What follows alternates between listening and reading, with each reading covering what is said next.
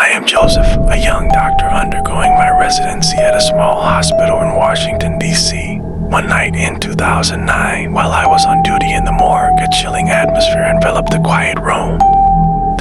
Ticking clock on the wall served as a reminder of the late hour. Suddenly, a loud banging shattered the silence echoing between the cold walls of the hospital.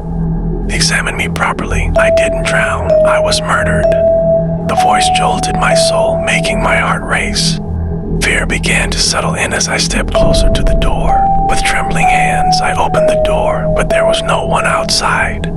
Just the shadowy figure of a man in a white shirt and shorts running away, disappearing into the darkness of the night beyond the building.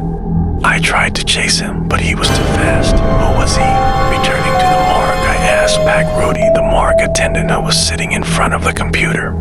"Sir, did someone just bang on our door?" I asked, my voice shaking. "No, Joseph.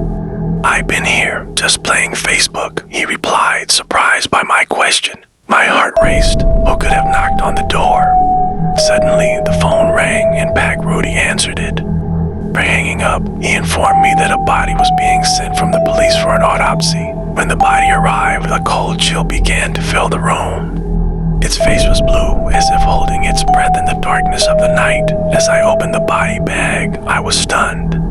The figure looked just like the man I had seen running earlier, wearing a white shirt, shorts, and having a buzz cut. We performed the autopsy, and the results were shocking. He hadn't drowned, he had been murdered. The scream I heard at the door was not a coincidence. That fear turned into a deep terror. Who killed him? What happened that night? At night, as I fell asleep, the figure appeared in my dream. He was no longer facing away from me, but stood directly in front. His smile was cold, and his eyes stared at me intensely. He didn't speak. He simply extended his hand, which felt cold as it touched me. I woke up gasping for air, still haunted by fear. The next day, after digging deeper, it was revealed that he was a murder victim killed by a business rival who was obsessed with him. The motive was jealousy gnawing at the soul. I remembered his mysterious smile, as if he wanted to tell me something.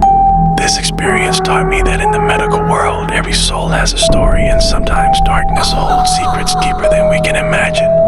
Washington, D.C., with all its bustle and activity, also harbors unexpected shadows.